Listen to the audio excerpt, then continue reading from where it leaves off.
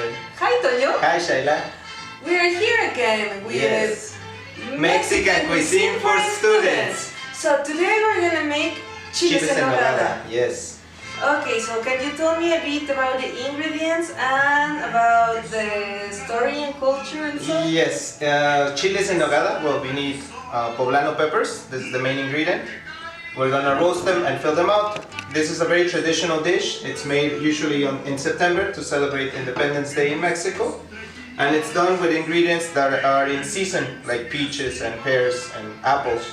Also the pomegranate, which gives it a lot of color, is going to be poblano peppers that we have to roast, let it sweat out, and then peel, which is the final result. These are the ones that we put inside the bag. Yes, we put inside a bag, We put this inside a bag. or we put a bowl and we cover it with plastic, whichever one is easier. The thing is that they sweat. They sweat, yeah. You can roast them all together in the oven. If you're doing for a lot of people, you roast them all in an oven sheet, take them out, put them in a bag, and peel them. We What remove can you the tell me seeds. about the nuts? Okay. And before you make chiles en nogada, a day before you have to leave the walnuts soaking in milk. This is going to help you to peel them out. So you have to peel them, and that's how you make the nogada. For the filling, we're going to use pork and beef meat that is going to be chopped finely, not ground. So we have to chop it. We're going to use 4 tomatoes that we roasted, and then we blended and we strained. So just the juice, salt, pepper, clove, cinnamon, garlic, some raisins, even though Shaila doesn't like them, acitron. Can you tell me something about acitron? Acitron is one of those controversial ingredients because not a lot of people tell you to use it, but they still sell them at the market, and it's one of the most traditional ingredients. This is what's going to give it a little bit of flavor. Some chopped almonds that we peel in boiling water. We peel them and we chop them. And for the filling, we're going to use peaches, apples, and pears.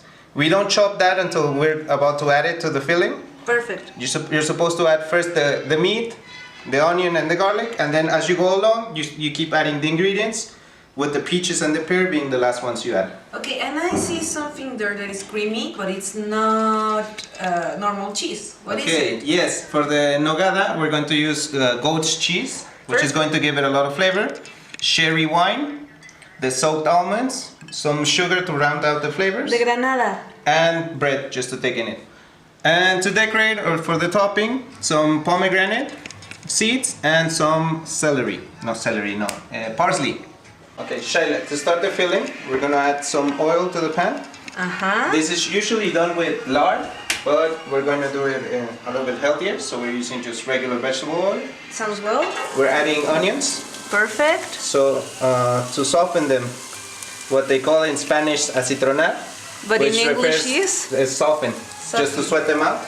Okay. Acitronar refers to the acitron, one of the ingredients. When it looks transparent and almost yellowish, that's when it's ready. Okay. So we're gonna cook it out a little bit, and we move it around so everything gets covered in oil. And we add also the garlic, which is finely minced. It was invented right away in Independence Days. Some say that it existed before and they only named it that until it was needed. Because some people say that it is dated from the 1778, and others say that in the 1810. Yeah, it should be around those dates because the amount of ingredients are a mixture of what came from the New World and what we already had here. And where do you think almost all the recipes are set in Puebla? Set in Puebla, that's where most of the biggest convents were placed and located. And some of the nuns in Puebla have access to more ingredients. Puebla is a region known for growing and producing those ingredients. So that's where the ingredients came closer from. So they had a more a bigger variety of ingredients to cook. Because of the geography. Because of how Puebla's geography is made. And about Querétaro, because we have a lot of churches here. We have a lot of churches, but we don't have that many things that are different. We have orégano, we have los garbanzos en amarillo, but we don't have things like apples and pears that grow in Querétaro.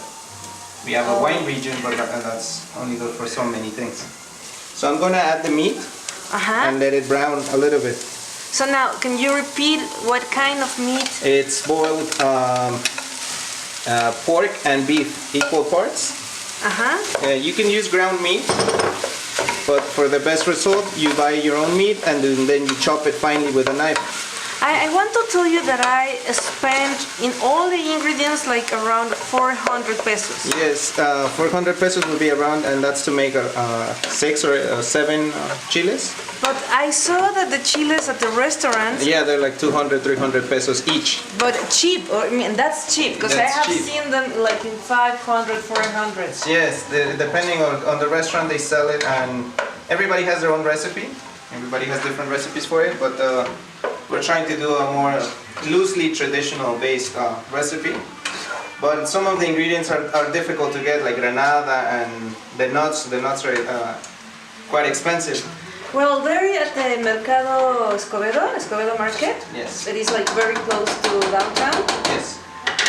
It was like really cheap. We have to go to a market once. We have to do a market special. So I'm chopping the apples and adding them to the filling. If you watch like how carefully he chopped them, because they are dice, almost the same size. Yeah, the idea is so every mouthful you get a little piece of everything, so it tastes like everything at once. And instead of you just having like a piece of meat and then a piece of peach and a piece of pear, you have a bite full of everything. I'm adding more apple, and we can have them be simpler than what we're doing. I'm also going to add the almonds, which are chopped. So, and we can mix that around. Almonds give like a very special flavor. Yes, almonds, they add a nuttiness, but they're not extremely nutty. So they taste very good. They go very good with apples and all of those. No. Okay, Shaila, we're going to add the last part of the ingredients. So we're going to add the acitron.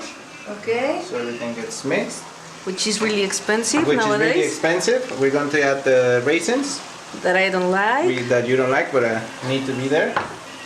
And we're going to add the pear that I chopped up into little squares also. Other cultures will say this looks like turkey. Yeah, turkey stuffing. It's almost similar. And we add just salt and pepper flavor.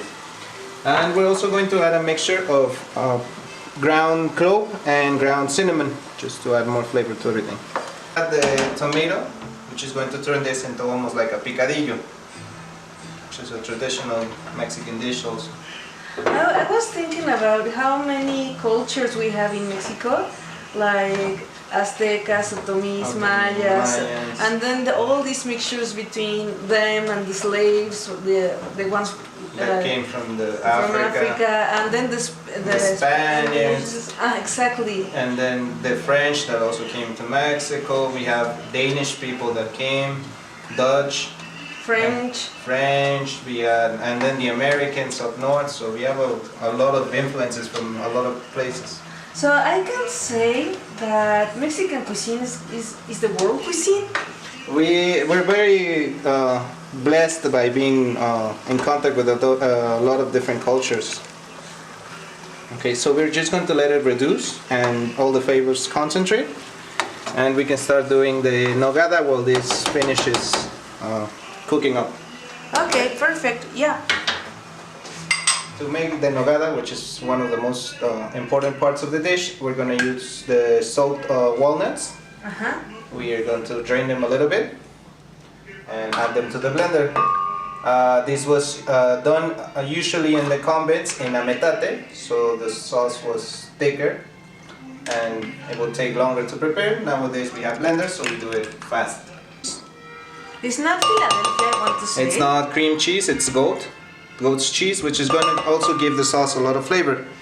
We're going to add a little bit of pieces of bread, which is going to help it thicken. We just chop it up into little pieces.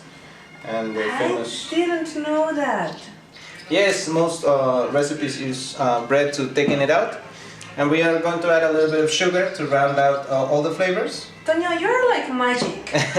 And we're going to add the sherry wine, which is going to also give it the flavor of sherry, or Jerez, we call it in Mexico.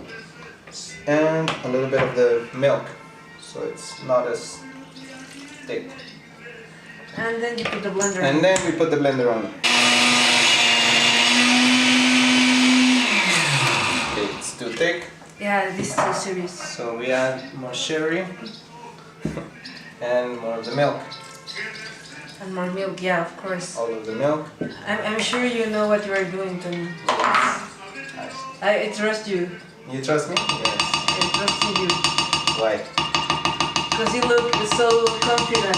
Yes. We should be confident when we're doing this. And you told me with a lot of love. Yes.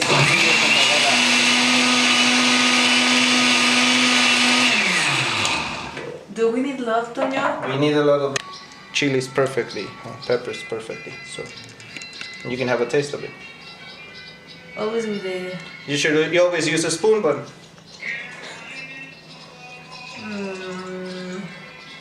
I do like it, yeah, we have to have everything together. So this is just one ingredient. So but I think I miss what we did there. the filling. Yeah, we need a mixture of everything. So we'll. 3, 2. Okay, Shayla. So here you are. We stuff the poblanos with the filling. We put the sauce on top, and we use some parsley, some almonds just to have another texture, and some pomegranate seeds. So you can see a little bit of the Mexican flag in it. Pomegranate seeds. So you can see a little bit of the Mexican flag in it. With my colors, my Yes. Mexican flag colors. Yes, the Mexican flag colors, and all of this is going to together combine and complement each flavor. Oh, it looks so nice. I want to taste it. But I know that's for your mommy, so I Yes. cannot taste it. Yeah, we're gonna give my mom this one, but we're going to make more for us. Woohoo! Okay?